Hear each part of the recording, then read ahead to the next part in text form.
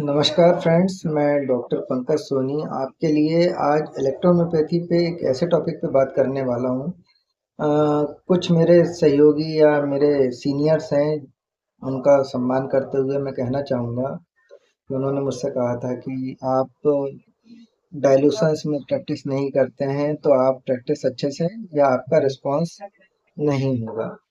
तो मैं उस उनके जो विचार हैं उसका उत्तर देते हुए बताना चाहूँगा कि होता क्या है कि नॉर्मली जो मैं प्रैक्टिस करता हूँ, उसमें मैं डाइल्यूशंस का इस्तेमाल इस तरीके से करता हूँ कि वो पेशेंट के अकॉर्डिंग डाइल्यूशंस में एंड पॉइंट पे तैयार करके पेशेंट को अप्लाई करता हूँ।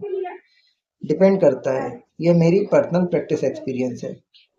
अब मैं किस तरीके से dilutions at a time use करता हूँ वो आपको मैं थोड़ा सा बताने की कोशिश करूँगा। आप समझ जाएं तो बहुत अच्छी बात है।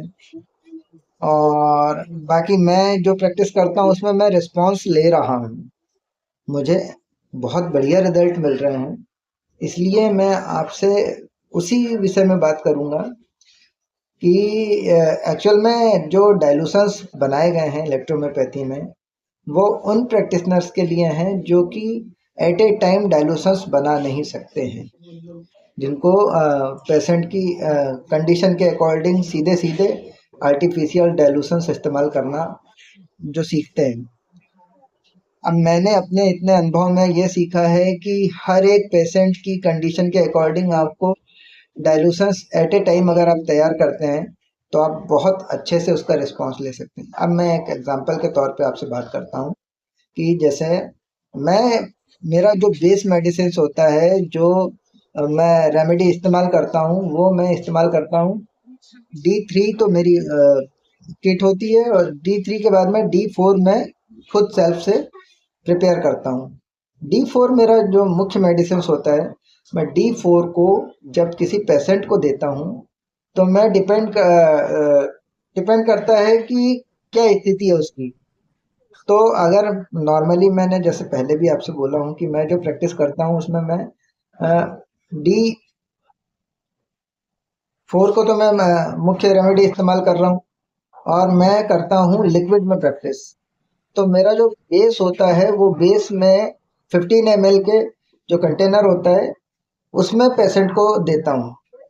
ठीक है। अब मैं पेशेंट को जब मेडिसिन देता हूँ तो जो भी मैं प्रोटोकॉल तैयार करता हूँ अकॉर्डिंग टू कंडीशन, उसमें मैं कॉम्बिनेशन जो करता हूँ मेडिसिन का वो D4 मेडिसिन का कॉम्बिनेशन करता हूँ। D4 रेमेडी को जब मैं कॉम्बिनेशन करता हूँ तो एक्चुअली में वो 15 ml जो कंटेनर है उसमें जब बेस के साथ में मिक्सअप होती है तो आप ही समझिए कि वो D4 एक्चुअल में D5 में कन्वर्ट हो जाती है। समझ में आया कि एक्चुअल में तो मैं D5 ही पेशेंट को दे रहा हूँ और उसके बाद भी मैं अकॉर्डिंग टू पेशेंट की कंडीशन उसको जब मैं अप्लाई करता हूँ पेशेंट के ऊपर, तो मैं उसको भी डिसॉल्व करके देने के लिए पेशेंट को बोलता हूँ। डिपेंड करता है मेरे को जो सिचुएशन लग रही है, अब उसमें पॉजिटिविटी कितनी है, केस कैसा है, ये सब चीज़ जब देखने के बाद में मैं पेशेंट की करंट पोजीशन के हिसाब से उसको डाइल्यूशंस को कम ज़्यादा कर सकता हूँ। एक्चुअल में आप डाइल्यूशन से क्या समझते हैं? मेरे हिसाब से तो डाइल्यूशंस एक तरीके से मेडिसिन की या जो मेडिसिन के कंटेंट है उनकी सघनता को कम करके विरलता में लेके जाना है, यही होता है। आप डाइल्यूशंस में भी यही करते हैं। बस ये होता है कि आपके पास में जो पेटेंट डाइल्यूशंस होते हैं उसमें आपको इतना निर्णय नहीं लेना पड़ता है, आप सीधे सीधे उठा के उसको या ग्लोबल्स में देते हैं। तो ग्लोबल्स में आपको फिक्स पैमाना होता है कि भाई हमने D5 दिया हुआ है या D6 दिया हुआ है या D30 दिया हुआ है, तो वो हमारा फिक्स है। अब हम उसको और ज़्यादा डाइल्यूट या वेरी नहीं कर सकते हैं। आपने जो फिक्स लेवल्स में अगर रेमेडी तैयार करके दे दी है, जो प्रोटोकॉल तैयार करके दे दिया है, वो आप फिक्स हो गए। मेरे पास में ऑप्शंस होते हैं। मैं जो रेमेडी इस्तेमाल करता हूँ उसको मैं जब लिक्विड में पेशेंट के ऊपर अप्लाई करता हूँ तो मैं एनी टाइम उसका डाइल्यूशन चेंज कर सकता हूँ, एनी टाइम उसकी पोटेंसी को मैं बदल सकता हूँ। तो ये मेरी प्रैक्टिस का एक्सपीरियंस है। जैसे सर ने कहा था कि आप डायलूशंस में प्रैक्टिस नहीं कर रहे हैं तो आप प्रैक्टिस सही नहीं कर रहे हैं, पर एक्चुअल में तो मैं डायलूशंस का ही इस्तेमाल कर रहा हूँ। आप इस चीज़ को समझिए। डायलूशंस का सिर्फ फिक्स पैटर्न में डायलूशंस लेना ही एक सॉल्यूशन थोड़ी है। आप अगर डायलूशंस को अकॉर्डिंग टू अपनी कंडीशन, पेशेंट की कंडीशन और टाइम पीरियड, इसमें अगर चेंज करके अगर पेशेंट पे अप्लाई कर रहे हैं, तो वही एक रेमेडी जो आपने एक प्रोटोकॉल तैयार किया है वही आपको 4 प्रकार की कंडीशन में रिकवर हो जाएगा। और आप अगर फिक्स डायलूशन देते हैं तो डायलूशंस फिर उसको हर बार आपको नया प्रोटोकॉल देना पड़ेगा, हर बार नई रेमेडी आपको तैयार करके देनी होगी। कई बार ये होता है पेशेंट काफ़ी लॉन्ग डिस्टेंस से आपके पास में आया होता है, और आप क्या हर बार एक सी पोजीशन पे मेडिसिन अप्लाई करते रहेंगे पेशेंट के ऊपर? अच्छा, मैं जो लिक्विड में पेशेंट को मेडिसिन देता हूँ, वो मेडिसिन का मेरे को बेनिफिट ये है कि मैं उसी का कंप्रेस भी दे पाता हूँ। डिपेंड करता है मेरे को किस कंडीशन में देना है।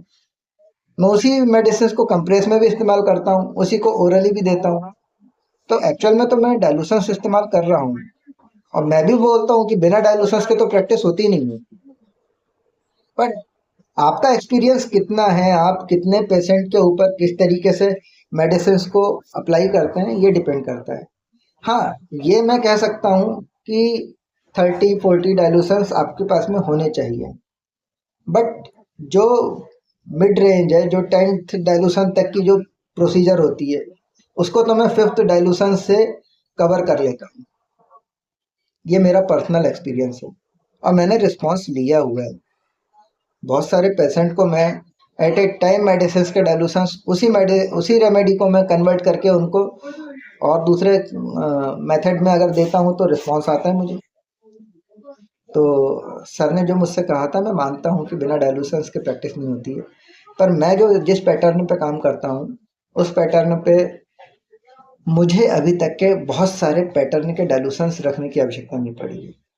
मैं D5 बेस इस्तेमाल करता हूँ, D4 बेस इस्तेमाल करता हूँ, और उसके बाद में पेशेंट को जो मैं प्रोटोकॉल तैयार करके देता हूँ, उस प्रोटोकॉल को मैं मल्टीपल डोजेज में, मल्टीपल कॉम्बिनेशंस में विथ, जब मैं डोज तैयार करता हूँ उस समय पे मल्टीपल डोजेस में जब मैं उसको पेशेंट को देता हूँ ना, तो वो आपके डायलूशंस के ही जैसे इफेक्ट करता है।